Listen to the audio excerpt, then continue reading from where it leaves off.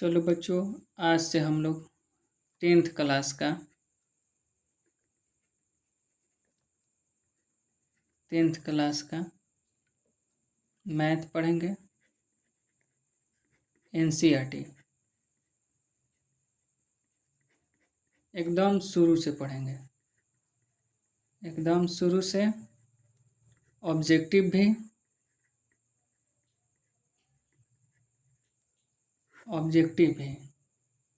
ठीक। सबसे पहले आज हम लोग वास्तविक संख्या स्टार्ट करते हैं। पहला चैप्टर है वास्तविक संख्याएं। चैप्टर का क्या नाम है? वास्तविक संख्याएं। इंग्लिश में इसको कहते हैं रियल नंबर्स।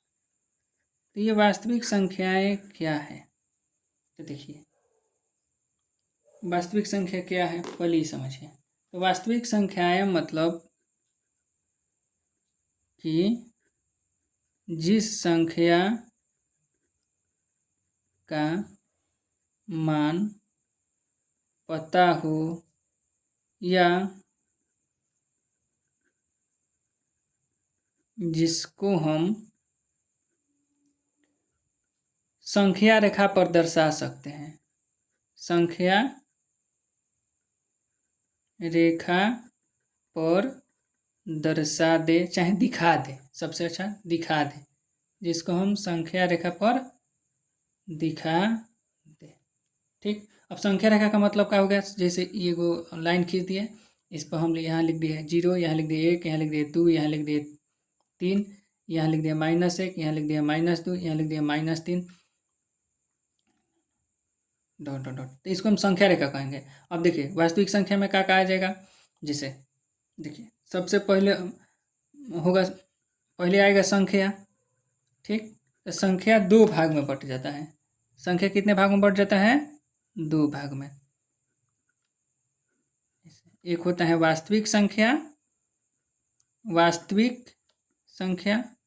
और दूसरा होता है काल्पनिक संख्या।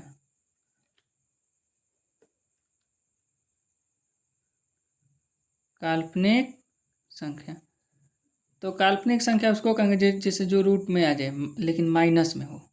ठीक। -2 माइनस में √4, ये काल्पनिक संख्या है। इसका माने हम लोग को नहीं पता है, केवल कल्पना किए हैं बस। अब वास्तविक संख्या में सब आ जाएगा। वास्तविक संख्या में कौन कौन आएगा? सब पूरा आ जाएगा। सबसे पहले वास्तविक संख्या में देखिए पूर्णांक आएगा। पूर्णांक का मतलब 0, 1, 2, 3, 4 डॉट डॉट डॉट अनंत तक, -1, -2, -3 ई माइनस। पूर्णांक में 0 वाला, प्लस वाला भी, माइनस वाला भी, ये भी आ जाएगा। परिमेय संख्या भी आ जाएगा। परिमेय संख्या के बाद प्राकृत संख्या भी आ जाएगा। प्राकृत संख्या, ठीक। देखिए वास्तविक संख्या, पूर्णांक, वास्तविक संख्या में क्या आ जाएगा? पूर्णांकों आ जाएगा, परिमेय संख्या भी आ जाएगा, प्राकृत संख्या भी आ जाएगा। ठीक। उसके बाद पूर्ण संख्या भी आ जाएगा, मतलब जितना संख्या है। सम संख्या आ जाएगा, विषम संख्या आ जाएगा, सब वास्तविक संख्या के अंतर्गत आएगा। ठीक। तो इसी के संदर्भ में हम लोग को पढ़ना है। तो सबसे पहले वो आते हैं यूक्लिड। कौन आता है? यूक्लिड। यूक्लिड ये व्यक्ति का नाम है। यूक्लिड विभाजन मतलब बांटना। प्रमेयिका मतलब एगो हम सूत्र दे दिए, कथन दे दिए कि ये इस नियम से काम करता है। ठीक। यूक्लिड विभाजन प्रमेयिका। चलिए, यूक्लिड में प्रमेयिका तो ये खोजे कैसे पहले ही बतलाते हैं। जैसे 2 संख्या ले लिए इन्होंने, 2 संख्या,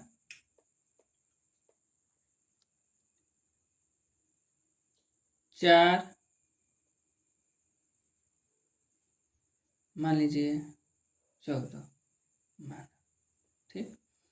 तो इनका कहना था कि अगर 14 में आप 4 से भाग दीजिएगा, 14 में कितना से भाग देना है, 4 से भाग देना है। ठीक। तो 14 में 4 से भाग दीजिएगा, ठीक, तो कितने बार में जाएगा, 4 3 12, 3 बार में जाएगा। तो इनका कहने का मतलब ये था कि 2 संख्या आप लेते हैं तो उसमें 2 और संख्या आएगा, अगर आप उससे भाग दीजिएगा तो। ठीक। जैसे 3 आ गया और एक क्या आ गया, 2 आ गया। ठीक। इनका कहना था। अब उसके बाद इनका, अब देखिए फिर इसको हम 14 को कैसे लिख सकते हैं, 14 को ई वाला को देखिए, 4 और 3 बाहर बाहर में गुना करें, 4 3 आई 12, तो मतलब बाहर बाहर में गुना करेंगे, आई नीचे वाला जोड़ देंगे, तो 4 3 12 प्लस 2 14 हो जाएगा। तो उन्होंने तो इसको कहा भाज्य, इसको क्या कहा, भाज्य, इसको उन्होंने कहा भाजक, इसको उन्होंने कहा भागफल, इसको उन्होंने कहा शेषफल। ठीक। तो यहीं से सूत्र बन गया, क्या बन गया कि भाज्य बराबर भाजक गुना भागफल प्लस शेषफल। मतलब हम और कोई भाग बनाते हैं तो यहाँ पर भाज्य हो गया, यहाँ पर हम भाजक हो गया, यहाँ पर भागफल आएगा, यहाँ पर, ठीक,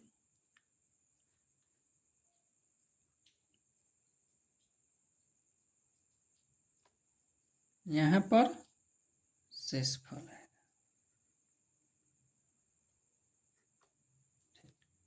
यहाँ पर क्या आएगा, शेषफल आएगा।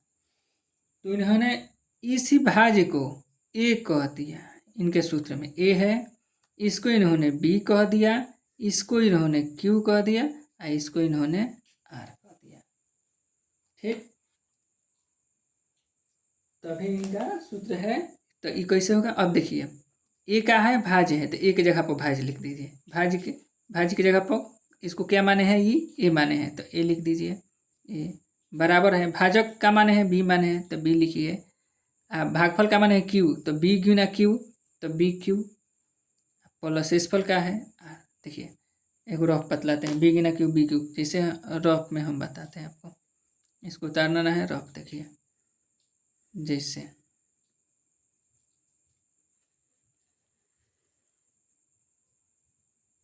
देखिए ये क्या है, देखिए इसको इन्होंने भाज्य को इन्होंने ए माना, भाजक को इन्होंने बी माना, और भागफल को इन्होंने क्यू माना। ठीक।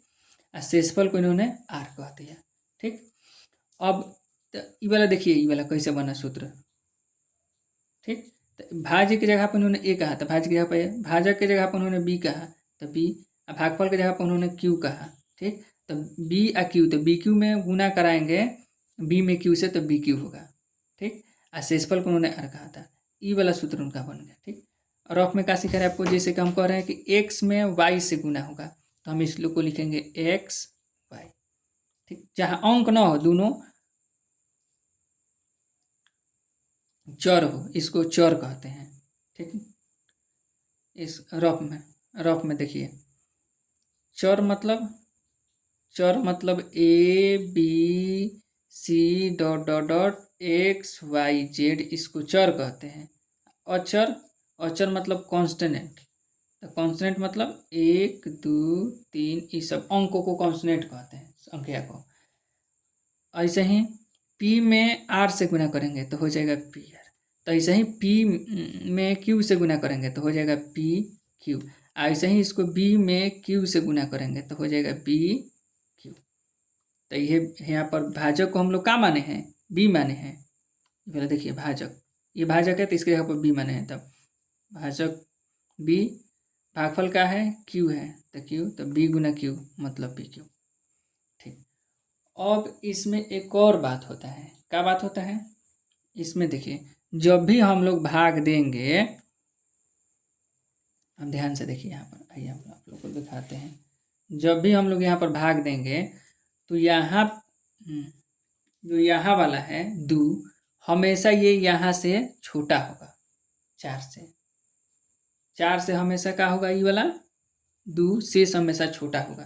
देखिए कब हम ले जाएंगे, मान लीजिए 8 है यहाँ पर 19 है, तो हम ऐसे थोड़े बना देंगे 8 एकम 8, ऐसे ना बनेगा। 8 दूनी 16, 2 बार में जा रहा है तो 16 3, तो 8 से हमेशा छोट है 3, इसको समझिए।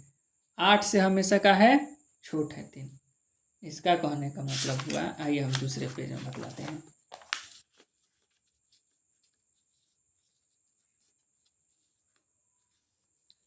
चलिए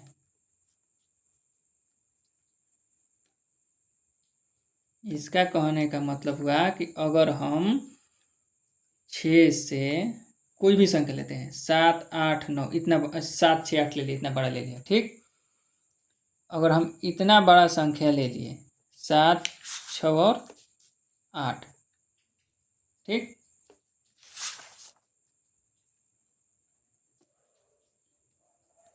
इतना बड़ा संख्या ले लिए 7 6 6 से 6 7 8। अब देखिए, आइए हम लोग इसको भाग दे के आपको दिखाते हैं, ठीक। तो हम एक संख्या ले लिए 7 6 8, इसमें 6 से भाग देते हैं, ठीक। तो किसी जगह शुरू में 7 है तो 6 एकम 6, 7 में से 6 गया 1, ऊपर से उतारेंगे 6, 16 हो गया। 6 दूनी 12, 6 में से 2 गए 4, 6 8 48, कट गया, मतलब कट गया मतलब 0। तो देखिए कभी भी आएगा तो ई वाला से ई वाला को हमेशा क्या आएगा, छोट। तो इसको हम लोग क्या कहते हैं, इसको हम लोग भाजक कहते हैं। इसको हम लोग क्या कहते हैं, भाजक। इंग्लिश में इसको क्या कहते हैं, माने हम लोग बी माने हैं, ठीक। इसको क्या कहते हैं, शेषफल कहते हैं। इंग्लिश में हम लोग इसको क्या माने हैं, आर, ठीक। इसको क्या कहते हैं, भागफल कहते हैं। इसको हम लोग क्या माने इंग्लिश में, क्यू। अब ध्यान से बच्चों देखिए, फिर एक संख्या ले लिए 8 9 7। अब देखिए 8 एकम 8, 9 में से 8 गया है,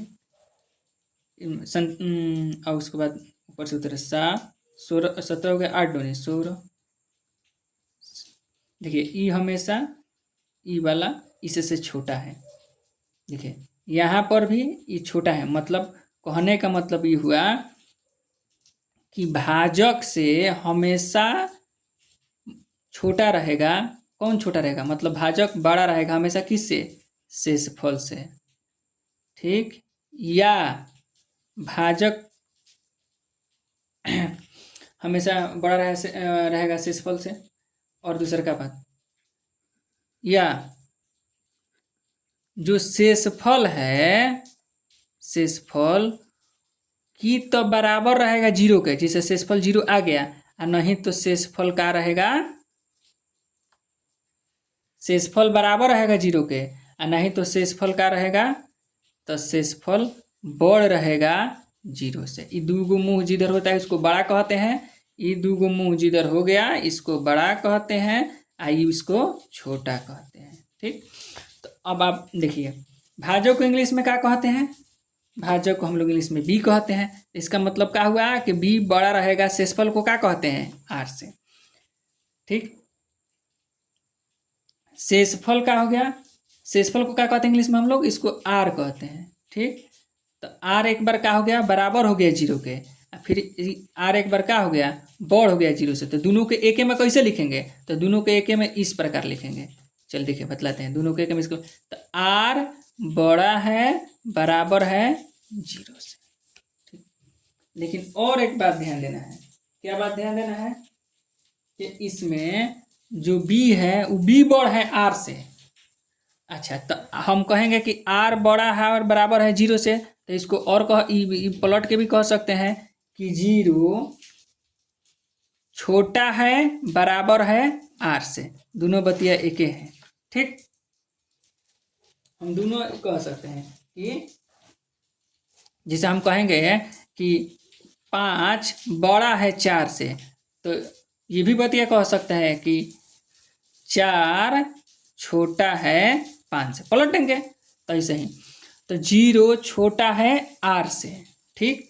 r किससे छोटा है, देखिए तो इसको b बड़ा है r से, तो इसको क्या लिख सकते हैं कि r छोटा है b से। आई दोनों को मिलाकर एक में लिख देंगे। कैसे लिखेंगे, तो देखिए इस दोनों को मिलाकर कैसे एक में लिखेंगे। सबसे पहले लिखते हैं आर दोनों में है, आर यू जा रहे, तो पहले ई वाले बतिए लिखते हैं। 0 से छोटा और बराबर है आर किससे छोटा है बी से, तो बी देने ई वाला चिन्ह छोटा वाला, ई छोटा है बी से। तो यही यूक्लिड विभाजन प्रमेयिका का निकला कि यूक्लिड विभाजन प्रमेयिका क्या कहते हैं से, ये क्या कहते हैं कि a बराबर बी क्यू प्लस आर, जहाँ आप लोग देखे होंगे बच्चों लिखा होगा कि 0 छोटा और बराबर होता है r से, r छोटा होता है b से। तो इसका मतलब क्या हुआ हम यहाँ पर समझा दिए। अब देखिए आइए हम लोग आपको 10th क्लास का दिखाते हैं बुक। देखिए आपका प्रमेयिका है, इस प्रमेयिका को उतार लीजिएगा आप लोग। यूक्लिड विभाजन प्रमेयिका क्या कहता है कि 2 धनात्मक पूर्णांक, आइए हम धनात्मक पूर्णांक आपको बतला देते हैं। पहले देखिए यहाँ पर हम आपको बतला रहे हैं धनात्मक पूर्णांक। चलिए हम आपको धनात्मक पूर्णांक बतलाते हैं। तो देखिए पहले आप पूर्णांक जान जाइए, पूर्णांक जान जाइएगा तो धनात्मक पूर्णांक जान जाइएगा। तो पहले आप पूर्णांक 2 बार 3 बार बटा, पूर्णांक किसको कहेंगे 0 1 2 3 4 डॉट डॉट डॉट अनंत तक, -1 -2 -3 ई डॉट डॉट माइनस अनंत तक। तो धनात्मक का मतलब होता है प्लस वाला, धनात्मक का मतलब क्या होता है प्लस वाला, धनात्मक का मतलब क्या होता है प्लस वाला। तो धनात्मक पूर्णांक इसमें तो सब पूर्णांक है, तो इसमें से धनात्मक पूर्णांक कौन कौन हुआ, तो 0 को धनात्मक है ना ऋणात्मक है, 0 प्लस माइनस ना होता है। तो 1 से स्टार्ट हुआ 1 2 3 4 और अनंत तक ले। अब देखिए इसको भी प्रकृत संख्या भी कहते हैं, ठीक। तो आइए आपको हम समझाते हैं फिर बतलाते हैं। तो कह रहा है कि 2 धनात्मक पूर्णांक a और b दिए रहने पर, अगर a और b दिए रहे, जैसे कैसे हमने यहाँ पर बताया, देखिए दोस्तों 2 धनात्मक पूर्णांक a और b दिए रहने पर, ठीक, 2 धनात्मक पूर्णांक a और b दिए रहने पर ऐसी अद्वितीय पूर्ण संख्याएं। अब देखिए पूर्ण संख्या मतलब, आइए दोस्तों हम बतलाते हैं आपको पूर्ण संख्याएं का मतलब। देखिए पूर्ण संख्या मतलब, तो आइए हम आपको पूर्ण संख्या बतलाते हैं। तो पूर्ण संख्या मतलब, पूर्ण संख्या उसको कहेंगे 0 से स्टार्ट हो, 0 1 2 3 4 डॉट अनंत तक। तो इसी में कह रहा है कि अद्वितीय मतलब उसके जैसा दूसरा कोई नहीं, अद्वितीय मतलब उसके जैसा दूसरा कोई नहीं। पूर्ण संख्या q और r विद्यमान रहेगी, मतलब q और r उसमें अंदर रहेगा। तो उसको इस तरह से हम लिख सकते हैं कि a और b दिया रहे, जैसे देखिए यहाँ पर, जैसे यहाँ पर हम लोगों ने इधर माना था 2 संख्या, इस तरह आप कितने भी संख्या मान सकते हैं कि 4 और 14 माना था। तो इसको बड़ा वाला को मान लेते हैं a, छोटा वाला को मान लेते हैं b। बड़ा वाला को इसलिए मानते हैं क्योंकि सूत्र में a इधर है, सूत्र में a इधर है, तो कबो जो इधर रहता है उसको भाज्य कहते हैं, तो भाज्य सबसे बड़ा होता है। तो वही कह रहा है कि दिए रहने पर, देखिए यहाँ पर क्या कह रहा है, कह रहा है कि दिए रहने पर अद्वितीय पूर्णांक q और r विद्यमान है। q और 2 पूर्ण संख्या है, मतलब q और r पूर्ण संख्या आएगी, मतलब q के जगह पर और r के जगह पर पूर्ण संख्या आएगी। तो देखिए तो यहाँ पर q की जगह पर, देखिए यहाँ पर q मतलब भागफल, तो भागफल देखिए एक बार 128 आया है, एक बार भागफल 12 आया है। तो 28 12 ये सब क्या है, सब पूर्ण संख्या है, ठीक।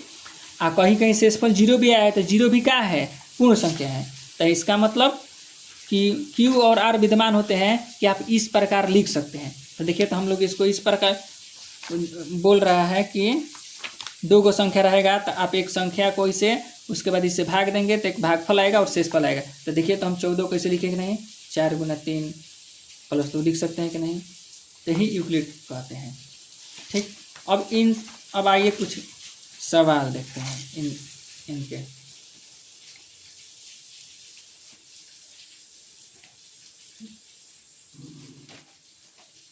प्रश्नावली 1.1।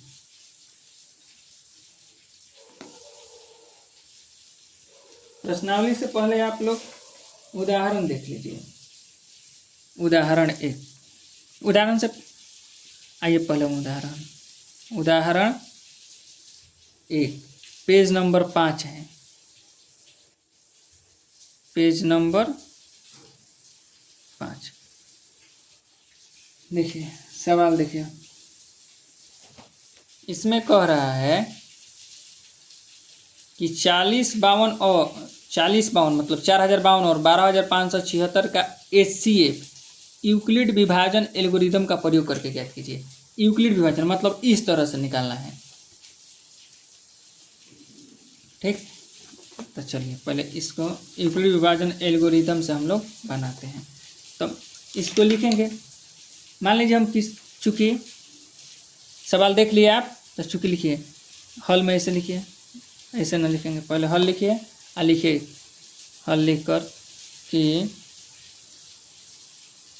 चूंकि 12576 बड़ा है, कितना था एक और सवाल, 40 52 से, 40 52 से। ठीक, इसलिए पहले किसी को ए मान लीजिए, माना कि बड़ा वाला को ए मानिए, क्योंकि देखिए बड़ा वाला को ए इसलिए मानेगा क्योंकि ए इस साइड है। ठीक, तो जो इस साइड रहता है वो सबसे बड़ा रहता है। तो 12576 बी बराबर मानिए 40 52। ठीक, अब लिखिए यहाँ पर यूक्लिड विभाजन प्रमेयिका से, यूक्लिड विभाजन प्रमेयिका से। ठीक, तो यूक्लिड विभाजन प्रमेयिका से क्या कहता है यूक्लिड विभाजन कि a बराबर BQ प्लस R। ठीक, मतलब इधर a रहे, तो इधर एक जगह पर 12576 बराबर इधर 40 52। तो ध्यान से देखिए दोस्तों, यहाँ पर भाजक है 678 है। ठीक, तो हम लोग इसको लिख सकते हैं इसे, इसको ये वाला देख लीजिए, 97 है, तो 97 बराबर 8 गुना 12, बाहर में गुना 8 गुना 12 और प्लस 1। ठीक, तो ई वाला कैसे आएगा, तो ई वाला इसमें इसे से भाग देंगे। देखिए ई वाला कैसे है, यहाँ वाला, तो 97 में 8 से भाग दिए तब ना 12 यहाँ पर आया, शेष एक बचा, तो भाग देंगे हम लोग 40 52 में 12576।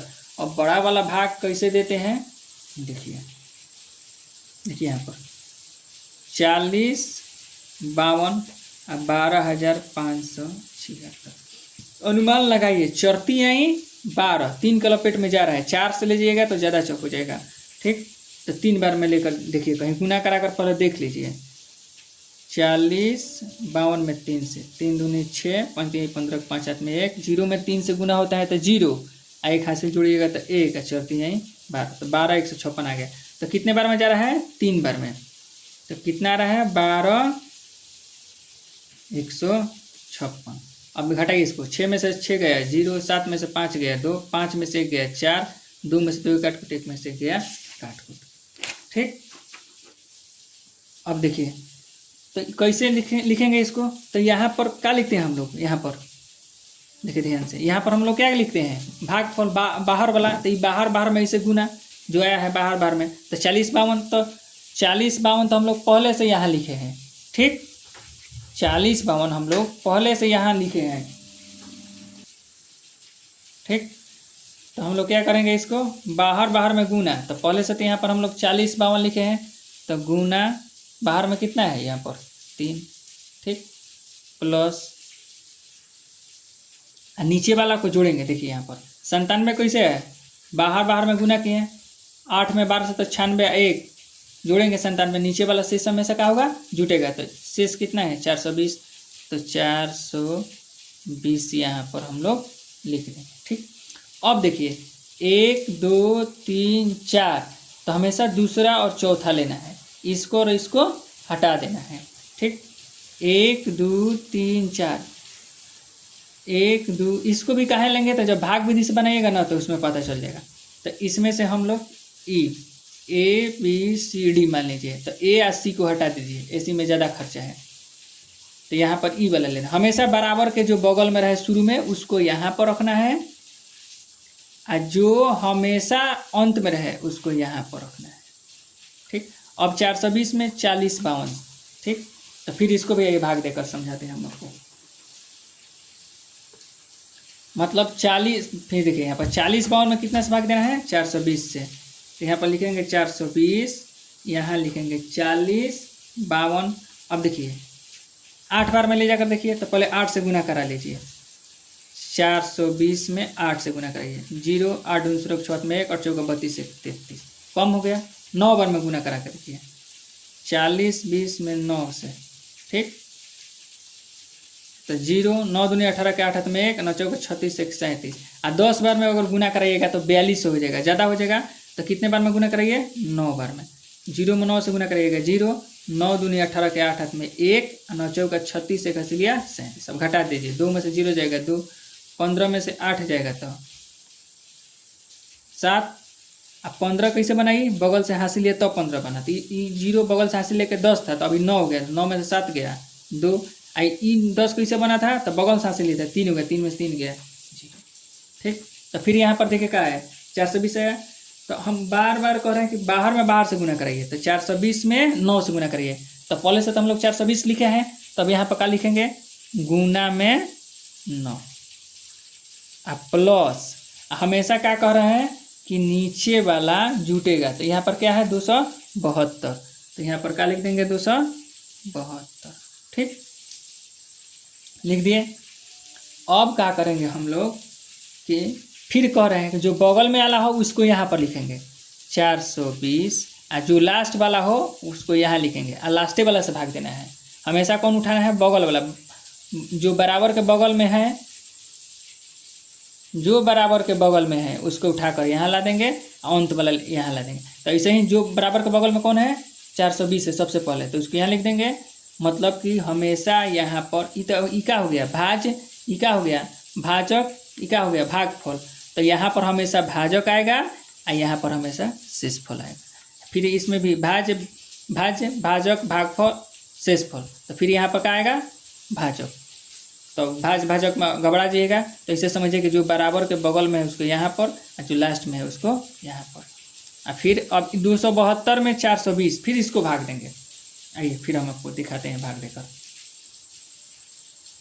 272 और 420, अगर आप 2 बार में ले जाइएगा तो 272 है, 2 दूनी 400 और 72 दूनी 144, तो 544 हो जाएगा, ज़्यादा हो जाएगा, तो एक ही बार में जाएगा। तो 272 एकम 272, और घटाइए, 0 में से 2 नहीं जाएगा, इसे हासिल लीजिएगा, तो 10 10 में से 2 गया तो 8, ये कितना हो जाएगा, अब 1 हो जाएगा। और बगल से हासिल लीजिए कितना हो जाएगा, 11, 11 में से 7 गया तो 4, ये कितना हो जाएगा, अब 3 हो जाएगा, 3 में से 2 गया तो 1, तो कितना बचा 148। तो फिर बाहर से गुना 272 गुना 1, तो फिर यहाँ पर हम लोग लिखेंगे, क्या लिखेंगे, 272 गुना 1 प्लस ये कितना है नीचे 148, तो 148।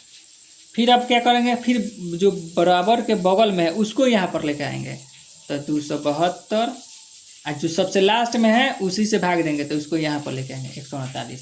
फिर आइए भाग दे के देखते हैं इसके, 148 172, तो 148 और 272 है, 272। तो देखिए 1 दूनी 1.5, देखिए 150 का लपेट में है, तो 150 दूनी 300 हो जाएगा, 2 बार में ले जाएंगे तो 300 तो है नहीं, तो एक ही बार में भी जाएगा, तो 148। अब घटा देंगे, 12 में से 8 गया 4, 6 में से 4 गया 2, और 2 में से 1 गया 1, तो फिर बाहर में गुना 148 गुना 1, तो फिर हम लोग यहाँ पर लिखेंगे 148 गुना में 1 और प्लस, फिर नीचे वाला प्लस ई बाहर बाहर में गुना और नीचे वाला जोड़ देंगे प्लस। ठीक,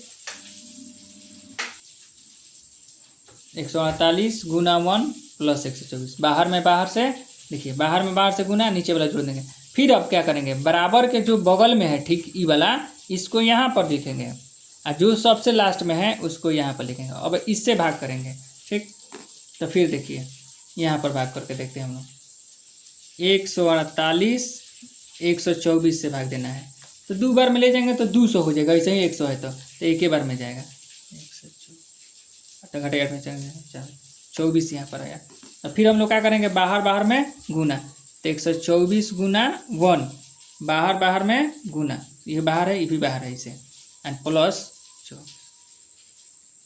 और फिर हम लोग क्या करेंगे, 124 को यहाँ पर ले आएंगे और 24 को यहाँ पर लिखेंगे। अब 24 से भाग देंगे 124 में। देखिए तो 24 5 20 से 5 बार में जाएगा 120, 4 आएगा। ठीक, तो 5 बार में गया तो बाहर में गुना, तो 24 गुना 5 प्लस यहाँ पर शेष कितना बचा है, 4 बचा है, तो 4 को जोड़ देंगे। फिर क्या करेंगे कि जो बराबर के बगल में है उसको यहाँ पर और उस सबसे अंत में जो यहाँ पर, तो अब 4 छक्का 24 कवर में चल जाएगा। अगर हम भाग हम लोग देंगे इसे 24 में 4 से, तो 4 छक्का 24, शेष का बचेगा 0, काट कुट लिखे चाहे 0, तो 6 बार में जाएगा। तो बाहर से बार गुना में 6 और शेष कितना बचा 0। तब यहीं पर यहाँ पर नीचे लिखेंगे कि चूंकि शेषफल बराबर का आ गया 0, चूंकि यहीं पर हम लोग नीचे में लिखेंगे कि चूंकि शेषफल बराबर का आ गया 0। अब इसके नीचे लिखेंगे, आप लोग यहाँ नीचे जगह नहीं है, नीचे लिख देना कि ACF 12576 का 12576 और 4052 का ACF बराबर कितना। हाँ देखिए ACF कौन होगा इसमें, तो कौन इसको काटा है अंत में इसको 4 काटा है, जो यहाँ जहाँ शेषफल आएगा 0। ठीक, और जो यहाँ पर आएगा तो यही आंसर होगा, ई वाला आंसर होगा। ठीक ना, जो इसको काटा है वो इसका आंसर होगा। तो हम लोग क्या लिखेंगे, अब हम लोग लिखेंगे कि अतः, यहाँ पर लिख दीजिएगा आप लोग, अतः 12576 और 4052 का HCF बराबर, कौन काटा है इसको 4 लिख देंगे हम लोग। इसको 4 काटा है तो हम लोग 4 लिख देंगे। ACF मतलब होता है महत्तम। ACF का मतलब क्या होता है, ACF का हिंदी होता है महत्तम। महत्तम किसको कहते हैं, तो महत्तम उसको कहेंगे वो बड़ से बड़ संख्या जो दी गई संख्या को काटते हैं। ठीक,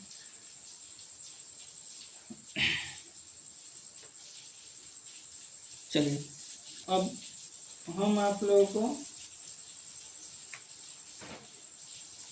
फिर एक और क्वेश्चन से हम आप लोगों को समझा देते हैं, उसके बाद आप लोग खुद बनाइएगा। ठीक,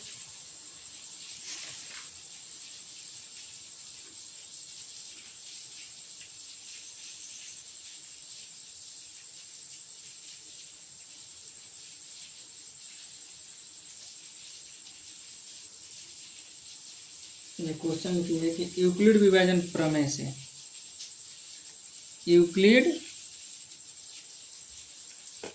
विभाजन प्रमेय, यूक्लिड विभाजन प्रमेय से हम अपने से कहते रहे। मान लीजिए 160 यूक्लिड विभाजन प्रमेय से 160 और 300 का HCF ज्ञात करें। HCF ज्ञात करें। HCF मतलब highest common factor, HIGST highest common factor. चलिए यूक्लिड विभाजन प्रमेय से तो हम सबसे पहले हम लोग लिखेंगे हल, उसके बाद लिखेंगे कि चूंकि 300 बड़ा है 160 से, ऐसे लिखेंगे 300 बड़ा है 160 से, इसलिए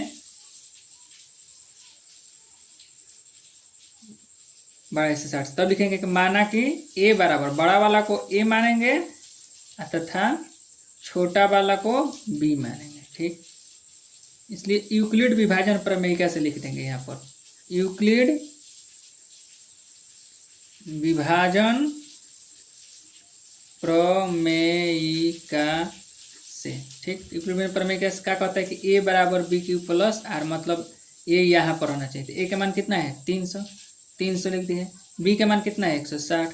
तो q कैसे आएगा, तो 300 में 160 से भाग देंगे, तो यहाँ पर लिखेंगे 160, 300 में भाग देंगे 160 से, 2 बार में ले जाएंगे तो 16 दूनी 32 हो जाता है, 320 हो जाएगा, तो एक ही बार में लेके जाएंगे। 0 में से 0 गया 0, 0 में से 6 नहीं जाएगा, तो यहाँ से लेकिन 10 में से 6 गया 4, हो जाएगा 2, 2 में से गया 1, तो गुना। अब देखिए बाहर बार में फिर करे गुना होगा, 160 में 1 से गुना, तो 160 गुना 1, प्लस नीचे वाला जुट जाएगा 140। ठीक, अब देखिए फिर बराबर के जो बगल में है उसको हम लोग यहाँ पर लिखेंगे, बराबर के बगल वाला, और सबसे लास्ट वाला यहाँ पर लिखेंगे। फिर 160 में 140 से भाग देंगे। ठीक, 160 में 140 से भाग देंगे तो 2 बार में ले जाएंगे तो 280 एक ही बार में ले जाएंगे 140, 0 6 में से गया तो 20 बचा, तो बाहर बाहर में गुना, तो गुना में 1 और प्लस में 20। ठीक, 20 शेष बचा, और फिर 140 को हम लोग यहाँ पर लिखेंगे और 20 को हम लोग यहाँ पर लिखेंगे। ठीक, अब जैसे 20 को यहाँ पर लिखेंगे लास्ट वाला, बराबर के बगल वाला इस साइड लास्ट वाला। ठीक, अब 140 से 140 में 20 से भाग देंगे तो 7 बार में कट जाएगा, 20 7 140, तो बाहर में बाहर से गुना, तो गुना में 7 प्लस यहाँ पर शेषफल का बचा 0, तो लिखेंगे कि चूंकि शेषफल बराबर 0, शेषफल बराबर 0। ठीक, इसलिए अब जब शेषफल 0 हो गया तो कौन इसको काटा है, 20 काटा है, 20 7 140, 20 काटा है यहाँ पर ई वाला, तो लिखेंगे कि 300 और 160 का HCF बराबर कितना काटा है 20। ये ऐसे लिखिए, या कोई ऐसा लिखता है कि HCF लिख देगा इसे, या कोष्ट में लिख देगा 300 और 160 बराबर 20, ऐसे लिखिए चाहे ऐसे लिखिए, बत्ते दोनों बराबर है। ठीक, अब आप लोग NCERT, कौन सा NCERT प्रश्नावली 1। ठीक, NCERT का प्रश्नावली 1.1 का क्वेश्चन नंबर 1 जो दिया है 135 और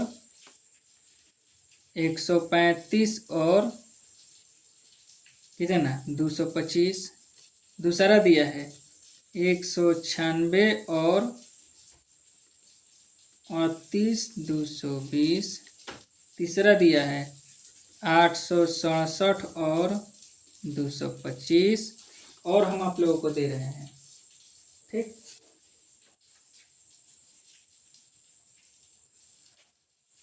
867 और 255 है, 25 ना है। अच्छा कोई बात नहीं, तो सवाल बनाना है। ठीक, और आप लोग लिखिए 156 और आप लोग सवाल लिखिए 156 और 504। ठीक, लिखिए 455 और 42, 455 और 42। ठीक, 6 नंबर सवाल लिखिए आप लोग, ये सब होमवर्क है।